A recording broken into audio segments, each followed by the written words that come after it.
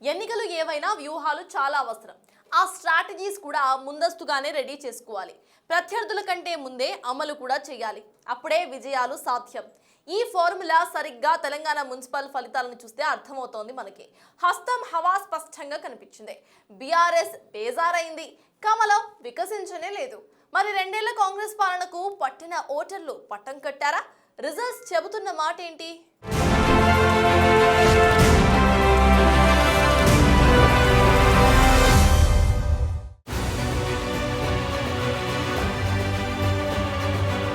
East or west, north are south, తెలంగాణలో ఏ corner అయినా కాంగ్రెస్ కే edge కనిపించింది.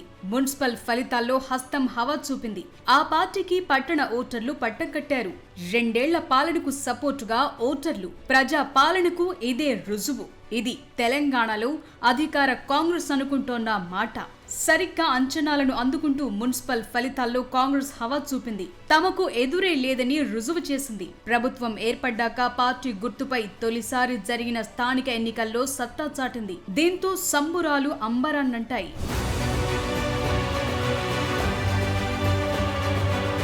116 మున్సిపాలిటీలు, మొత్తం 2582 వార్డులు, అటు 7 మున్సిపల్ కార్పొరేషన్లు, 414 వార్డుల ఫలితాలు డిక్లేర్ అయ్యాయి.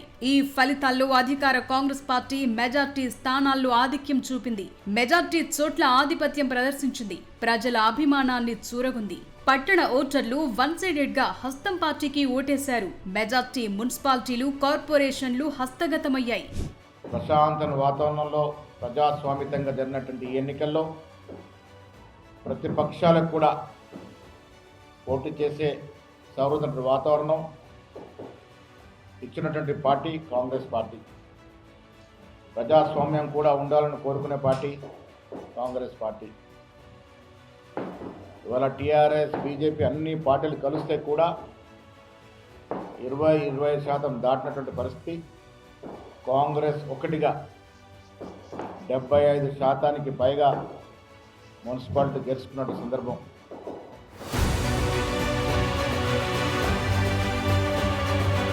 అక్కడక్కడ ఉద్రిక్తతలు, చెదురుమదురు ఘటనలు,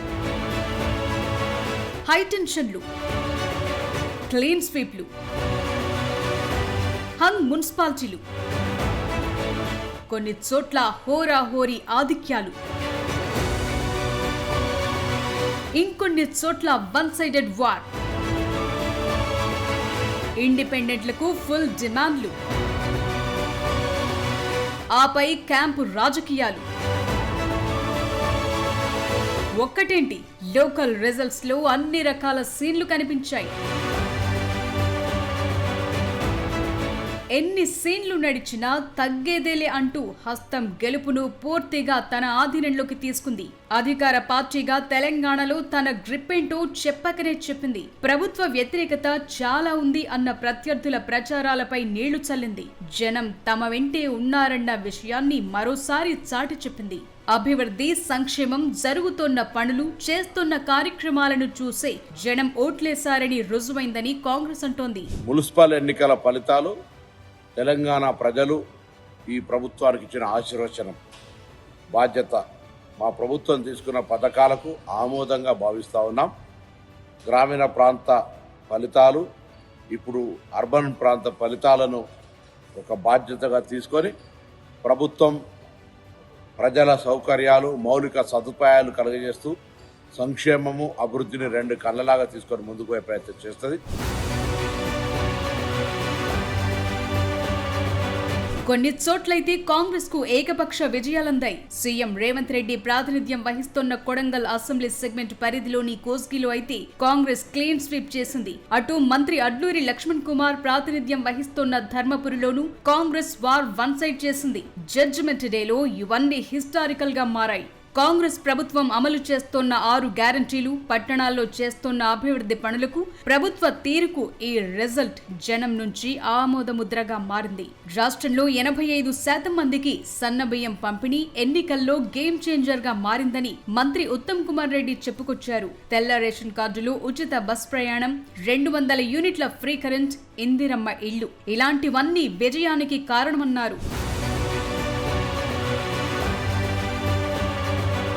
మున్సిపల్ ఎన్నికల్లో కాంగ్రెస్ విజయభేరితో హైకమాండ్ సంతృప్తి వ్యక్తం చేసింది. రాహుల్ గాంధీ, ప్రియాంక గాంధీ సీఎం రేవంత్ ను అభినందించారు. నిజానికి ఏ పార్టీ అధికారంలో ఉంటే లోకల్ ఎన్నికల్లో జనం ఆ పార్టీకి సపోర్ట్ గా ఉంటారన్న టాక్ మొదటి నుంచి ఉంది. అయితే ప్రస్తుత కాంగ్రెస్ ప్రభుత్వంపై విపక్షాలు జనంలో చాలా నెగటివిటీని ప్రచారం చేశాయి. ముఖ్యంగా బీఆర్ఎస్ అయితే 2 ఏళ్లలో కాంగ్రెస్ ఏమీ చేయలేదని పదే పదే ప్రచారాలు చేసింది. కానీ ఆ ప్రచారాలను తిప్పికొట్టడంలో అధికార పార్టీ ఫుల్ సక్సెస్ అయింది. ఎన్నికల ఫలితాలు అదే రుజువు చేస్తున్నాయి కూడా.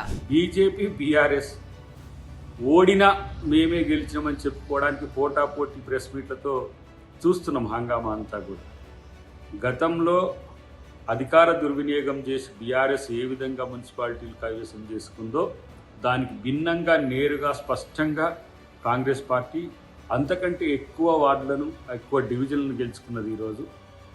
ఇంకా కార్పొరేషన్లో బీఆర్ఎస్ పరిస్థితి అయితే మరీ ఘోరం, గుండు సున్నా వచ్చిన పరిస్థితి ఉన్నది. ఎంపీల విషయంలో ఎట్లా వచ్చిందో ఈరోజు కార్పొరేషన్ల విషయంలో కూడా అలాగే వచ్చింది.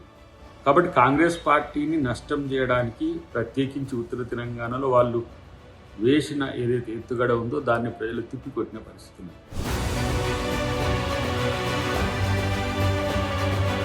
ఎన్నికలు ఏవైనా వ్యూహాలు చాలా అవసరం. మొన్ననే పంచాయతీ ఎన్నికలు పార్టీ గుర్తుపై జరగకపోయినా కాంగ్రెస్ బలపరిచిన మెజార్టీ అభ్యర్థులు గెలిచారు. ఇప్పుడు మున్సిపాలిటీలు, మున్సిపల్ కార్పొరేషన్ల ఎన్నికలు పార్టీ గుర్తుపై జరగ్గా వార్ వన్ సైడ్ చేసింది హస్తం పార్టీ. వ్యూహాలు రచించటమే కాదు, వాటిని ప్రత్యర్థుల కంటే వేగంగా అమలు చేయటంలో సక్సెస్ అయింది. తాము చేస్తున్న అభివృద్ధి పనులు, ప్రజా పాలన సాగుతోన్న తీరును పట్టణ ఓటర్లకు వివరించడంలో సఫలీకృతమైంది. సీఎం రేవంత్ రెడ్డి నిర్వహించిన బహిరంగ సభలు ప్రచారంలో సరికొత్త జోష్ తీసుకొచ్చాయి.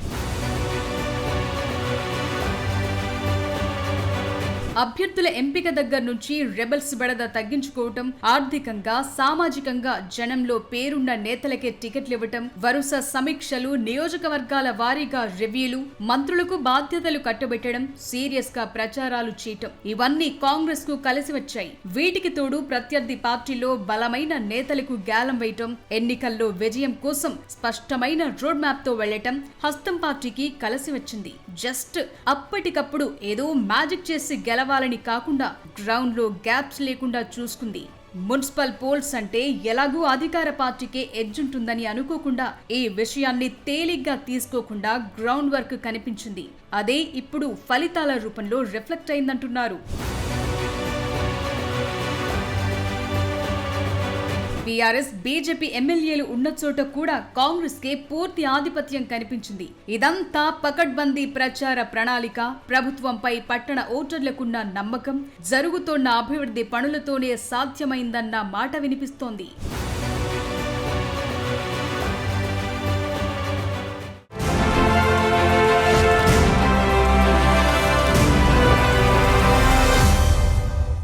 మున్సిపల్ ఫలితాలు కాంగ్రెస్ కు అనుకూలంగా రాలేదు. ఇది బీఆర్ఎస్, బీజేపీ చెబుతున్న మాట. కానీ తమకు అనుకూలంగా వచ్చాయా లేదా అన్నది మాత్రం కాన్ఫిడెంట్ గా చెప్పలేని పరిస్థితి.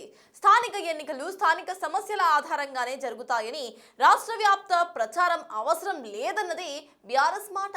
గతంతో పోలిస్తే ఓట్లు, సీట్లు పెరిగాయి అన్నది బీజేపీ మాట. ఇంతకీ ఆ 2 పార్టీల ఓటమి దేనికి సంకేతం?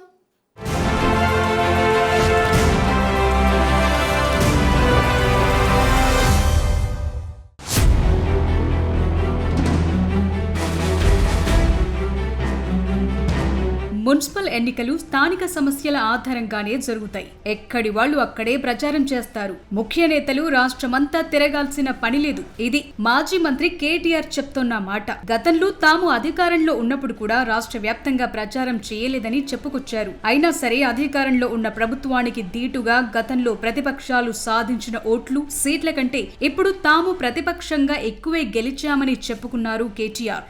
2020లో ఆనాడు మున్సిపల్ ఎన్నికలు జరిగితే మొత్తం 130 మేయర్లకు, చైర్పర్సన్లకు ఆ రోజు మున్సిపల్ ఎన్నికలు జరిగినాయి.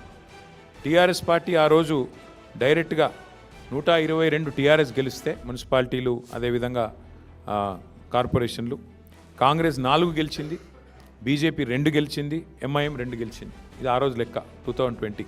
మరి ఈరోజు ఇప్పుడే నేను మేము ముందు పెడుతున్న లెక్క చూస్తే ప్రత్యక్షంగా డైరెక్ట్గా మేము ఇప్పుడు 15 పైన గెలవబోతా ఉన్నాము. దాంతోపాటు పరోక్షంగా అంటే మేము సింగిల్ లార్జెస్ట్ పార్టీగా ఉన్న కాడ మరి దాదాపు మరో 10-15 చోట్ల మాకు చాయిస్ ఉంది, అవకాశం ఉంది.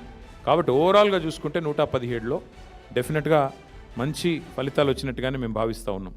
నిజానికి అధికార కాంగ్రెస్ పై బీఆర్ఎస్ చేసిన నెగటివిటీని తట్టుకుని నిలబడింది. ఏ పని చేసినా అడ్డుకోవటం, ఏమీ చేయలేదని అనటం ఇవన్నీ రోజు జరుగుతూనే ఉన్నాయి. గతంతో పోలిస్తే బీఆర్ఎస్ తన పట్టు కోల్పోయింది. ప్రధాన ప్రతిపక్షంగా 2వ స్థానంలో నిలిచింది. 2020 మున్సిపల్ ఎన్నికల్లో 90% కంటే ఎక్కువ మున్సిపాలిటీలను గెలుచుకున్న బీఆర్ఎస్ ఈసారి కేవలం కొన్ని చోట్ల మాత్రమే తన ఆధిక్యాన్ని నిలబెట్టుకోగలిగింది. ప్రభుత్వ వ్యతిరేక ఓటును తమకు అనుకూలంగా మలుచుకోవటంలో విఫలం కావటం, పార్టీ శ్రేణుల్లో ఉత్సాహం తగ్గటం ప్రధాన కారణాలుగా చెప్తున్నారు. వీటికి తోడు బీఆర్ఎస్ లో కీలక నేతలైన హరీష్ రావు, కేటీఆర్ లాంటి వాళ్లు సొంత సెగ్మెంట్లలో ప్రచారాలపైనే ఫోకస్ పెట్టారు. రాష్ట్రమంతా తిరగలేకపోయారు. మాజీ ఎమ్మెల్సీ కవిత కూడా వీళ్ళిద్దరిని విమర్శించారు. సొంత సెగ్మెంట్ ను ఎందుకు దాటి వెళ్లలేకపోతున్నారని ఒక దశలో ఆమె క్వశ్చన్ కూడా చేశారు. హరీష్ రావు, కేటీఆర్ చాలా వరకు తమ సొంత నియోజకవర్గాలకే పరిమితం కావటం, అక్కడే గెలుపు వ్యూహాలపై ఫోకస్ పెట్టడంతో మిగతా చోట్ల పెద్దగా వెళ్లలేకపోయారు. తమ సెగ్మెంట్ల పరిధిలో ఓడితే మొదటికే మోసం వస్తుందన్న ఉద్దేశంతో మున్సిపాలిటీలు కాపాడుకునే ప్రయత్నం చేశారంటున్నారు. సో మిగతా సెగ్మెంట్లలో బీఆర్ఎస్ పెద్దగా ప్రభావం చూపలేకపోయింది. మరోవైపు మాజీ సీఎం కేసీఆర్ ఎప్పటిలాగే ఫామ్ హౌస్ దాటి బయటకు రాకపోవటం మైనస్ గా మారిందంటున్నారు. ఓవైపు ఫలితాల రూపంలో ఇంత జరిగితే కాంగ్రెస్, బీజేపీ కలిసి పనిచేశాయన్న మాటను కేటీఆర్ వినిపిస్తున్నారు. ఒకటి మాత్రం పక్కా బ్రదర్, ఇవాళ ఈ రాష్ట్రంలో కాంగ్రెస్, బీజేపీ మీరు గమనించండి ఎంత చక్కగా కలిసి ఇవాళ నడుస్తున్నారో. ప్రజలందరూ అన్నీ చూస్తున్నారు. భవిష్యత్తులో సందర్భం వచ్చినప్పుడు అన్ని తెలుస్తారు. Thank you. లోకల్ ఎన్నికలు కాదు, పార్టీ మారిన 10 మంది ఎమ్మెల్యేలు రాజీనామా చేస్తే అప్పుడు అది ఇండికేటర్ అవుతుందంటున్నారు కేటీఆర్. ప్రజలు ఎవరి వైపున్నారో ఎమ్మెల్యే ఎన్నికల్లోనే తెలుస్తుందన్నారు. అయితే ఇప్పటికే జూబ్లీహిల్స్ బైపోల్, కంటోన్మెంట్ బైపోల్స్ లో కాంగ్రెస్ గెలిచిన విషయాన్ని హస్తం పార్టీ నేతలు గుర్తు చేస్తున్నారు. సోషల్ మీడియాలో ఏవో టైంపాస్ కార్యక్రమాలు చేస్తుంటారు. సిరిసిల్ల ప్రజలకు కానీ తెలంగాణ ప్రజలకు కానీ కేసీఆర్ ఏందో తెలుసు, బీఆర్ఎస్ ఏందో తెలుసు. కాబట్టి తాత్కాలికంగా అప్పుడప్పుడు చంద్రుడు కూడా మబ్బులు వెనుక పోతాడు కదా, ఇది అంతే. ఈ 5 ఏళ్ళు తర్వాత మళ్ళీ సార్ కేసీఆర్ గారు మళ్ళీ 2028లో ముఖ్యమంత్రి అవుతారు. రేపు రాష్ట్ర వ్యాప్తంగా అందరూ ఇదే మాట చెప్పాల్సి వస్తుంది. ఖచ్చితంగా బీఆర్ఎస్ఏ గెలవాలని చెప్పి ప్రతి పార్టీ వాళ్ళు, ప్రతి పార్టీ అభిమానులు కూడా 2025లో మా జెండా పట్టుకొని తిరిగే రోజు వస్తుంది. వెయిట్ చేయండి. Thank you. ఇక బీజేపీ విషయానికి వద్దాం. తెలంగాణలో బీజేపీకి ఆదరణ ఉన్నది అర్బన్ ఏరియాల్లో. పట్టణ ప్రాంత ఓటర్లే బీజేపీకి కాస్తో కూస్తో పట్టం కడుతూ వచ్చారు. గత అసెంబ్లీ ఎన్నికల్లో బీజేపీ గెలిచిన ఎమ్మెల్యే సీట్లన్నీ అర్బన్ సెగ్మెంట్లే. అయితే ఇప్పుడు జరిగిన మున్సిపల్ ఎన్నికల్లో ఆ అర్బన్ ఓటర్లు కూడా కమలం పార్టీకి సపోర్ట్ ఇవ్వలేదు. సో బీజేపీ అంచనాలను అందుకోలేక 3వ స్థానానికే పరిమితమైంది. క్షేత్రస్థాయిలో పార్టీకి బలమైన అభ్యర్థులు లేకపోవడం మైనస్ గా మారింది అంటున్నారు. స్థానిక సమస్యల కంటే జాతీయ అంశాలపైనే ఎక్కువగా ఫోకస్ పెట్టడం పట్టణ ఓటర్లను ఆకట్టుకోలేకపోయిందని కూడా చెప్తున్నారు. అయితే కాంగ్రెస్ కు అనుకూలంగా ఫలితం రాలేదని బీజేపీ చీఫ్ రామచంద్రరావు అంటున్నారు. అదే సమయంలో తాము బీఆర్ఎస్ కు దగ్గరగా వచ్చామన్నారాయన. ఓట్ల శాతం పెరిగిందని, గెలిచిన వార్డుల సంఖ్య కూడా గతంతో పోలిస్తే పెరిగిందన్నది బీజేపీ నేతలు చెప్తోన్న మాట. ప్రతి జిల్లాలో కూడా మాకు ఎక్కడ కూడా ప్రాతినిధ్యం గతంలో లేని జిల్లాలో, ఫర్ ఎగ్జాంపుల్ ఖమ్మం ఒకటి గెలిచినాం మేము, అశ్వరావుపేటలో. కొత్తగూడెం కార్పొరేషన్లో ఎవరు ఊహించలేదు, కొత్తగూడెం అక్కడ మేము ఒకటి గెలిచినాం. కొన్ని కూడా మేము గెలుస్తాను, కొన్ని కూడా మేము గెలవలేకపోయినాం. బీఆర్ఎస్ కంటే బీజేపీ పుంజుకుంటుందని ఎగ్జిట్ పోల్స్ సహా రాజకీయ పండితులు అంచనా వేశారు. కానీ ఎప్పటిలాగే బీజేపీ 3వ స్థానానికే పరిమితమైంది. ఓవరాల్ గా చూస్తే బీఆర్ఎస్, బీజేపీ ఒక్కటి అన్న భావన జనంలో ఉందా? ఈ విషయాన్ని కాంగ్రెస్ పార్టీ సరిగ్గా ఎగ్జిక్యూట్ చేసిందా అన్న చర్చ తెరపైకొస్తోంది. ఈ ఫలితాలు రాబోయే ఎన్నికలకు సెమీఫైనల్స్ గా చెప్తున్నారు. ఇవి కాంగ్రెస్ బలాన్ని పెంచటమే కాకుండా ప్రతిపక్ష పార్టీలకు తమ వ్యూహాలను పునఃసమీక్షించుకోవాల్సిన అవసరాన్ని గుర్తు చేశాయి. నెక్స్ట్ జీహెచ్ఎంసీ ఎన్నికలు ప్రధాన పార్టీలకు పెద్ద సవాల్గా మారబోతున్నాయి.